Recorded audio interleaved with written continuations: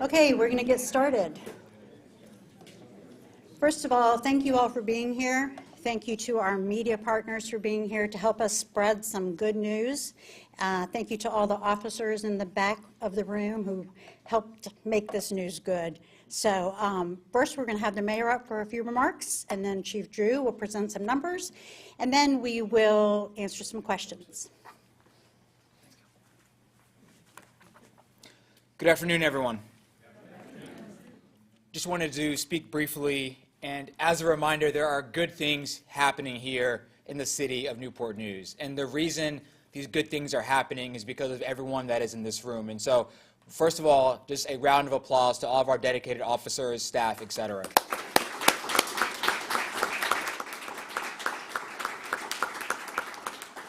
When we stood here last summer, we shared encouraging news: a significant drop in homicides and gun violence. This year, that story remains positive. And I'm going to let Chief Drew come up and talk about the actual numbers, but as a reminder, it is more than just numbers and data points. Each number that you see is a life lost, a life that will never reach its full potential. And so the call to action that I would encourage everyone is that eventually we are going to reach that magic number of 0. There's going to be 0 crime here in the city, and I know that with Chief Drew and his leadership, we'll get there one day. So with that, I'll turn it over to Chief. Thanks, Chief.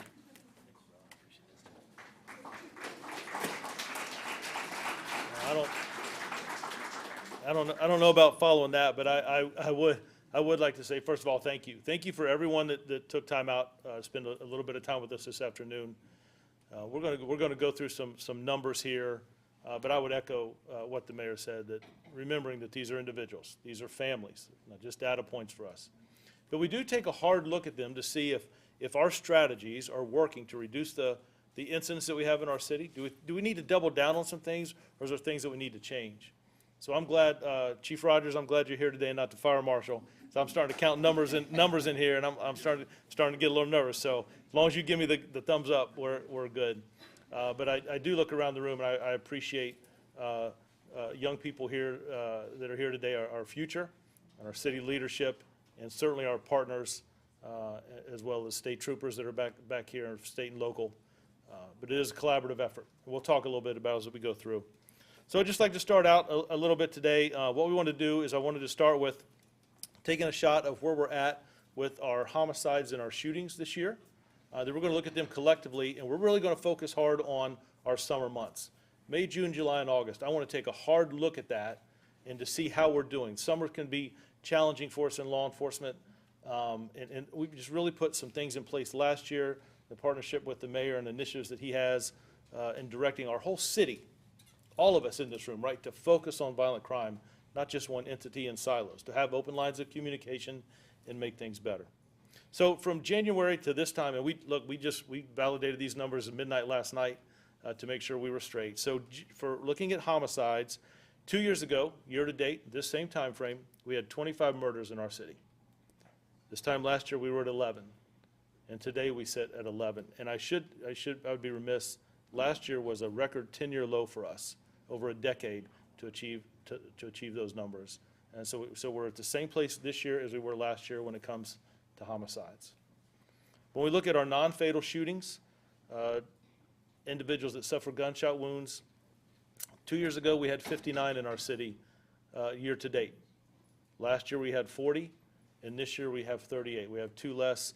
And talking with Chief Creswell and his staff, there are 2 that we're working with our Commonwealth Attorney that they may end up being self-defense. That would lower that number by 2, but right now we're holding at 38. So that's 2 less than where we were at this time last year citywide.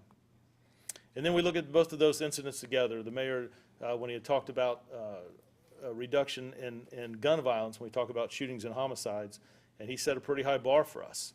2 years ago we had 85 incidents when you combine those 2. Last year we had 51, and today we're at 49. So we're still looking at those trends as they move.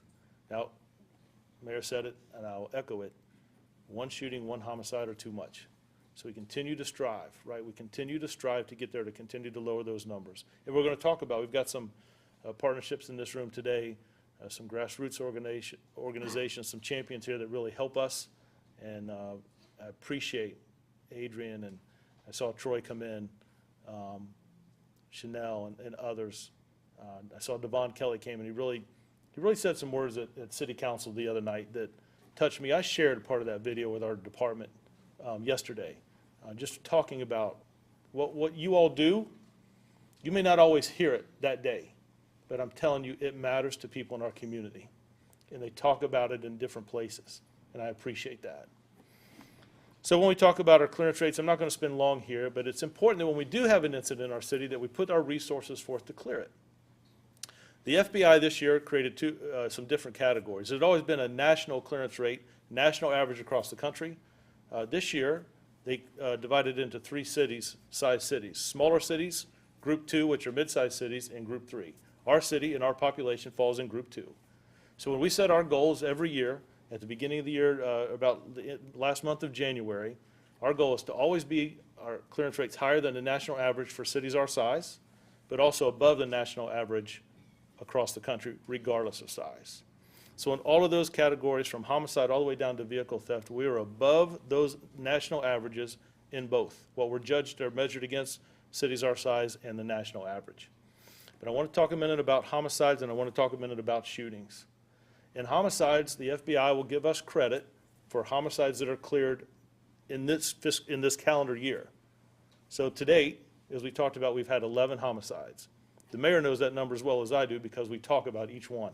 I'm waking him up in the morning or in the middle of the night, sometimes at 5:30, and he's already up. He's moving a little earlier than me. But out of the 11 homicides, we've cleared 8. And of those 8 that have been cleared, 6 of those are domestic related in our city. And I know in this audience we have domestic violence survivors. They meet here monthly, and I appreciate that for you all taking time to be here today. It means a lot to me. So how did we clear 13? That means we've cleared 5 other homicide cases in years past. The cold case unit that we were able to create mid last year with some staffing levels that we were able to obtain, that we've cleared 5 other cases from years past this year. And then if you go down to shootings, shootings are embedded in aggravated assaults. There's no clearance rate for shootings. It's embedded with the aggravated assaults. The problem is when we write those reports, an aggravated assault can mean anything from someone throwing a bottle at you to sometimes making statements in an aggressive manner. So when we pull out shootings and we look at that, the 38 that we've had, we've cleared 15. That's a 40% clearance rate. Our friends at VCU will tell us that if you clear 25% of your shootings, you're in the top 5% in the country. If you clear 25% of your shootings, you're in the top 5% in the country. Last year, it was around 48% at the end of the year. Currently, we sit at 40. The reason that clearing shootings are so important is it stops retaliation. It stops that cycle from going on, removing individuals that oftentimes don't cooperate as much as families who've lost a loved one in a homicide. And those acts of intervention, those acts of prevention, those acts of stopping retaliation. And when I talk to Adrian and Devon and Troy and Chanel, those types of things, I think Jerry was here, when we see those, that's important, that we stop that before it continues that cycle of violence. So then I want to just focus on our summer and what we've done the summer months. So we're looking at May, June, July, and August. So tonight, Friday night, I'll be at the Friday Night Nets. That's a big thing that we enjoy going to. I see Chief Rogers and a lot of the firemen are there, Dave, right? And I see the firemen and police sometimes out there playing basketball, and I pray that they don't hurt themselves, right? But interacting with kids, the counselors that are there, and I will tell you, there's a lot more going on in that basketball court than just basketball. Just let that sink in. But that's also our same time frame that we have our partnership with the state police. And they're here today, and I just want to thank the leadership and you guys for day in and day out what you do. They've been embedded with our organization May, June, July, and August in a true partnership. So I want to just highlight some of the numbers and some of the results we're seeing. 2 years ago, in homicides in our summer, we had 15. Last summer, in the 4-month period, we had 7. This summer, we have 4. 4 too many, but we have 4, and I'm looking at those trends. When we look at the same thing for non-fatal shootings, 2 years ago, we were at 36 when you look at shootings without a death associated. Last year, it was 27 in the summer. And if I'm correct, Dave, that was our first year of Friday night basketball and different things that we're doing in our community. and then 18 non-fatal shootings this year, this summer. And I say all that, when you put those numbers together, it's 51, 34, and 22 for gun violent incidents over our summer months. That trend is impressive to me. And Jan, I don't want to leave out city security and what you're doing. You're up there at every night at Friday Night Nets. I'm passing you either at Denby or down at Achievable Dreams. And I just appreciate the work that your security staff does, the collaboration we have together. It means a lot. I know when Alan and Bo talked to me about our city management side, like, hey, I appreciate the relationship we have. And not just there, but other parts of the city. So then when I take a look at total crime over the summer, the last couple of years, 2 years ago we had about 1,800 crimes. Last year was about the same roughly. But this summer, in the same time frame, we've had about 1,600 reported incidents. That's about 250 crimes less reports that we've taken. So how do we get there?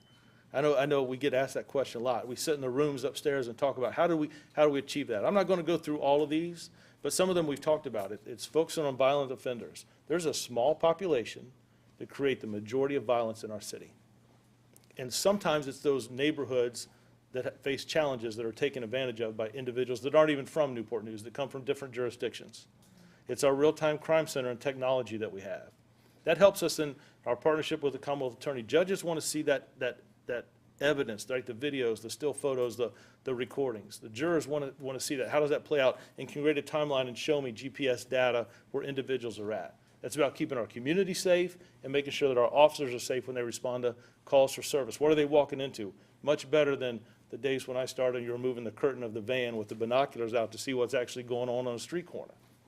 That technology does not just happen. There's a cost to that.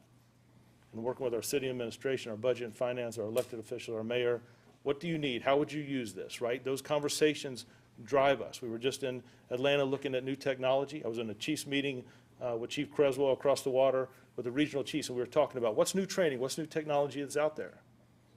We talked about our Bold Blue Line initiative with the state police, the partnership that we have there. But training and community outreach is also just as vital. How do we do better? There's a group of young people here today that some are in high school and some in that first year of college. They came back to sit with us today and be here, and I appreciate you guys. The conversations we have with you, you look at things differently than we do. Not besides all the social media stuff that you know that I can't follow and keep up with.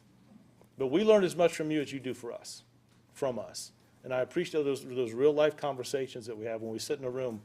I think Samaya sat in a room and was chimed in on a phone call the other day about what would youth like to do in our city. I don't know that we pay enough attention to some of those conversations. But youth are our future.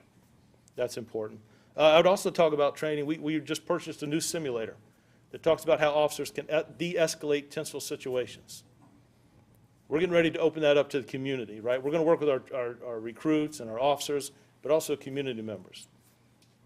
Now, I know the vice president of the NAACP is here today, but the president, Ms. Brooks, was in that training simulator just 2 days ago. And she was supposed to be there an hour and a half. I think that, doing the Charlie's Angels, she was in there about 3 hours, right? So why would we do that, right? Is to show what officers, what it feels like in some of those stressful situations, to make critical decisions, how to de-escalate. And that simulator that took 2 grants to get is a game changer for us. It's how we work in our communities. Can we imagine, we talk about issues with homelessness or mental illness. Wesley, the partnership we have with the fire department and the CARES team, right, that's huge for us. Officers that responded to mental illness calls and how we're trained to address that and how do we continue to do that better and pushing it from the top to the bottom of this organization. Community partnerships, we've hit on a lot of that by just you being here today. And of course, the city initiatives. That it's an ecosystem of strategies in our city focusing on crime reduction. How do we do it collectively together? The mayor made it very clear that it's not just going to be a police issue. My partnerships with the fire department, city security, our CARES teams, boys and girls clubs, the stuff we do with public schools. I got ahead of myself. There's just a snapshot of thumbnails. Our Office of Community Safety, understanding what some of the driving issues are in the community, Sunithya, that we may not look at, having those conversations. I think that's important. Our partnership with the Commonwealth Attorney, we talked about youth. And I don't know if Jared Grimes is in the room today, but Jared sits over juvenile services. And we had a conversation, I was sitting by Miss Bluntmore, and Jared and I were talking, and he's like, Chief, how do you think we get here? And he said, you know, my opinion, Chief, is that we stay consistent, that we don't take our foot off the gas, we keep moving forward, that we're consistent, that we're consistent, that we're consistent. And I think those things have made us better. I think those things have helped to achieve these reductions. I'm going to get out of the way and turn it back over to the mayor, but I don't, it's like a big puzzle, and I think every member in this room plays a role and plays a piece.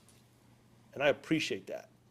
That matters to me. All of us play a piece, and reducing violence in our city is all of us.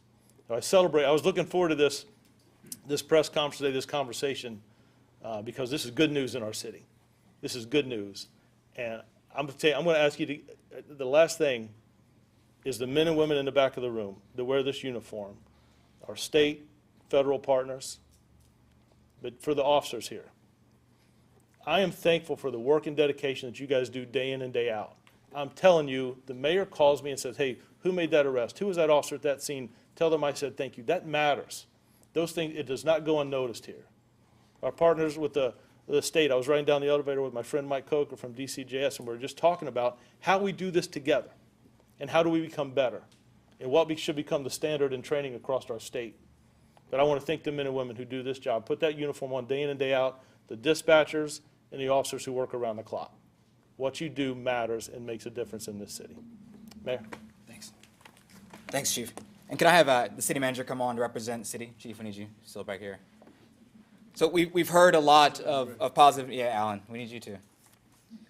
I just want to say thank you to Chief. Thank you for your leadership. Thank you to all the deputies. Thank you for all that you do.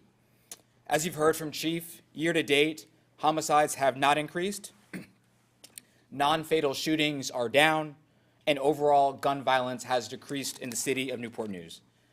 When we look at the summer months, May, June, and July, this news is even better. Homicides and gun violence have decreased compared to the same period last year, thanks in large part to what I believe is our youth engagement efforts. Total crime is down 13%. So as we've already said, these are more than just numbers, and when I look at our youth, I see the future of our city. So as Chief already said, just thank you all for being here. As we talk about our closure numbers, for victims of crimes and their families, it means answers. It's closure and the reassurance that their community stands with them in seeking justice. These results are no accident. They are the product of sustained investment and strong partnerships. I've often spoken about what it means to have, as a leader, whether it's elected, non-elected, appointed, the moral obligation. And I would encourage everyone that the moral obligation of a leader is to ensure that everyone in your community feels safe, that we have the highest quality of life. And what I would say is the results that we just reviewed reflect the unwavering dedication of Chief Drew and the women and men who serve our community. I wanted our city manager to come up because we have a lot of what I call initiatives that I believe have led us to this. The first has been the Newport News Youth Thrive Initiative, a citywide commitment to giving every young person the tools, the opportunities, and support they need to succeed. I can remember after we had the spike in homicides in 2023, I called our city manager and said, we need to figure out a way to lower this together. And for that, it's programming. So our Thrive program is not just an initiative, it's a promise. It's how we combat youth violence before it starts, how we promote inclusion and build resilience, strengthening not just the physical and mental well-being of our young people, but also their sense of belonging in this community. Additionally, we have invested approximately $1.3 million each year for the past 3 years in organizations dedicating to reducing gun violence. I know we've already talked about the Catchmores and groups such as theirs. I don't see them as just groups. I see them as partners, individuals who are on the front line, breaking cycles of violence and addressing its root causes. Right, Adrian, from food insecurity and job training to education to mental health to my favorite, conflict resolution. I think we all need a little bit of that. This allows for greater coordination with other agencies, resulting in even a stronger impact. We also will continue to invest just under $1 million annually in our youth programs to include Friday Night Nets, but also that youth career program. So we're creating these safe spaces, but also creating the pipeline to high employment opportunities. These programs offer our teens positive destinations, places to learn and grow, instead of being drawn into risky situations. So as I close, my ask of this community remains the same. Keep building forward with us. Continue to strengthen these partnerships, uplift our youth and young adults, and support the vital work of our officers, detectives, and community organizations. Together, we are proving that public safety is not a one-time achievement. It is not an up or down spike. It is longitudinal in how we address it. It is something that we can and will sustain year after year so that every resident in Newport News can feel safe, supported, and proud to call this place home. Thank you so much.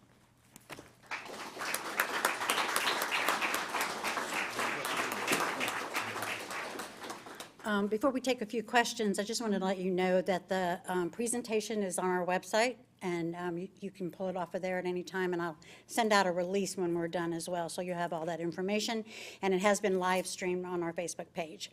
So now we'll take a few questions.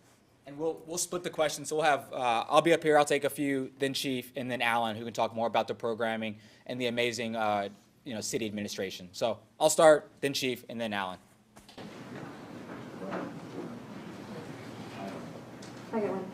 When we're talking about crime being down 13%, do we have any context with that? Any numbers from last year compared to this year that you can share with us? Yeah, I think that was slide number 7, but that's the overall violence. I think what we're most proud is that there's been a reduction of the homicide rate last year, and it continues to remain the same. So we'll get you those slides. Yep. I'm good with that. We'll let Chief go, and we'll let Alan go. Thanks. Did anybody have any questions? I'm sorry, Chief. I just wanted to ask about the deployment of the flock cameras and how much of a role have those played in this reduction? I know that you've increased the number in the last couple of years, so just wanted you to address that. That's a great point. I think that ties into technology. That stuff's expensive, but I think this department, our city, is very, very progressive in bringing in new technology, how it works together. I think it has been huge in our clearance rates. Before you were responding to a crime scene, now we're responding to a crime scene in our real-time crime center up in the second floor. Connects all of those softwares together, not just Flock. It's the Fuchsia's cameras that we have throughout our city that link together. It's cameras we have the ability to adapt into, whether it's individuals that have Ring cameras at home that share that collective footage with us. But technology in itself has proven so beneficial. And we continue to look at how do we have different integration work together. It is a huge benefit for us. It helps us in our convictions rates in our courtrooms. It helps us respond to crime better, faster, and also safer for our community and for the officers. One of the things we always battle in law enforcement is perception, right? So one of the reasons we wanted to share these numbers is I want people to feel safe in our city, and I hope these numbers, I get that we've seen some great reductions, but I also want people to know that we're still continuing striving, and investment in technology and training and partnership with the community plays a huge role in all of that collectively. Does that answer that? Yeah. Yes, ma'am. Hi. So last September, there was a 15-year-old who was shot and killed, and we've done a lot of reporting on this story, but we wanted to know, have you guys gotten closer to making an arrest? School's around the corner. Yeah, wanted to see that there's not a repeat of this. What can you tell us? Yeah, so the last arrest we had, there were 2 individuals that were involved in a homicide that occurred up on J. Clyde Morris inside of a business. We had arrested one fairly quickly. The second had fled out of state. Our fugitive guys are in the room here. They worked with our partnership with U.S. Marshals and the state police there to bring that other individual. None of those cases ever stop until there's closure. I can tell you that on the shootings that you're talking about last year, there was movement in all. There was some good information coming from another, again, bringing an individual from another state that fled after committing one of those incidents. I just don't want to put too much out here to jeopardize a case. But of the 3 we had, 1 is going to be solved very, very quickly. We just got to get that individual back, and the other 2 they continue to make progress on. None of those cases sit. They're all assigned detectives and stay on it, and I usually get briefed every Thursday or every Monday on the update of those cases. That's a great point. School is right around the corner, absolutely. Monday, matter of fact, we're setting as collectively as a command staff and what is our first week going to look like, and our partnership with the schools is phenomenal. Have a great relationship with Dr. It's so, yeah, talking about walking some kids to school, being in escorts and some stuff like that. It's going to be a great, I call it opening day like baseball, but it's first day of school, but for me, it's like opening day. And then we'll see if there's any questions about city programming, initiatives, et cetera. The city manager can field those.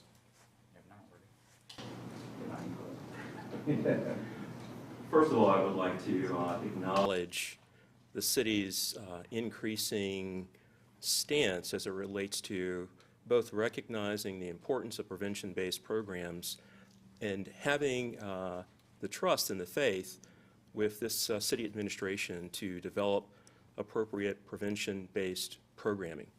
I think that this community, along with many others, particularly for the City of Newport News a number of years ago, certainly recognize that the men and women of the Newport News Police Department can't take on all the challenges of this community and still do the day-to-day important work of policing, right? They need help and they need assistance, but more importantly, they need appropriately developed and staffed programs to take some of the burden off of their back that they see every single day as they have conversations with people in the community. So they already have a heavy lift.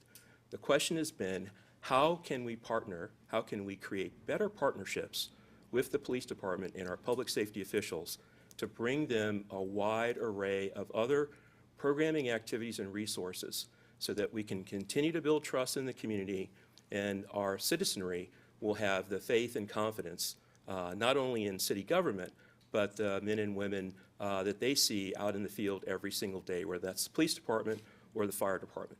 So having said that, we've developed and funded a number of programs over the last 5+ years, particularly during some of the work that I've been attached to with the City of Newport News. Prior to coming to this press conference, I was attending the graduation program for the Youth Career Program. So the Youth Career Program this year recognized about 125 young men and women who had the pleasure of a work experience this summer with someone who was attached to them, that person being a youth career coach, and someone who really truly cared for them while they were engaged in on-the-job workforce training for approximately 8 weeks over the course of the summer. And we provided a stipend for those young people so that not only did they get a workforce experience and a quality experience, but they received the support and the financial incentive to encourage them to think about important youth career opportunities and programs well beyond their experiences in high school. So it is that kind of example, along with the comments that you've heard about Friday Night Nets, that gets the community engaged in coming up with more comprehensive kinds of solutions to the very vexing problems that we see in public safety. It's not just the job of the police department or the fire department or the sheriff's department. It's incumbent upon us to figure out how we build out the collaboration and build out the continuum of programs that really take the community to a greater place. So I just want to thank my council, thank all of you who are in this room today. It's a true testament to how effective this programming has been over the last several years. Thank you. I think that's the perfect thing to say. I think we're done. Thanks all. We appreciate it.